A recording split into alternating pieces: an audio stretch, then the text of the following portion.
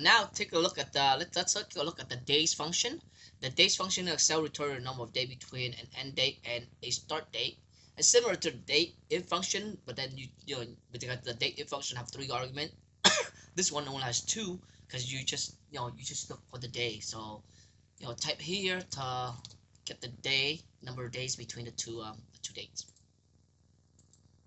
Right? What would day B1 B2 return? So oops, now we'll just have to test it out. Let me see if they allow me to test it out.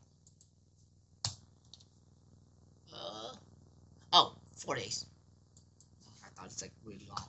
It should be 4 days. October 1st, October 5th is 4 days. Right? Write a formula to find how many days older Carol is than Rick. Right? So same thing, Rick and Carol. So just between them two, we can just go here, comma here. Right? That's the function for that. Write a formula to find how many days older Susan is than Jean. So Susan is than Jean. So remember, you have to go with this one. Oh, wait, sorry. Oldest. So let's see. Here, comma, here. Right? Enter. Oops.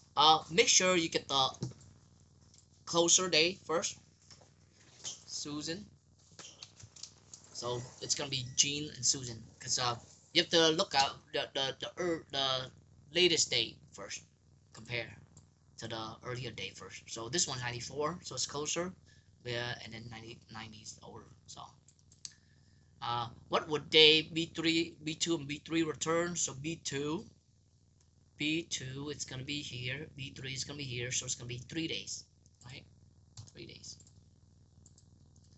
What would B8 B2 return? So B8 is October 5th, B2 is September 29th. So let's see, how many days between September and October?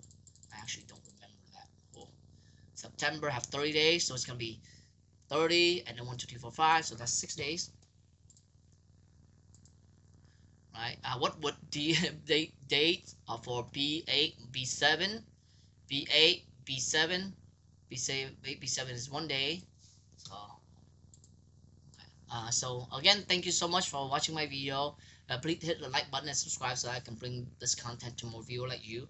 And again, thank you and see you next time.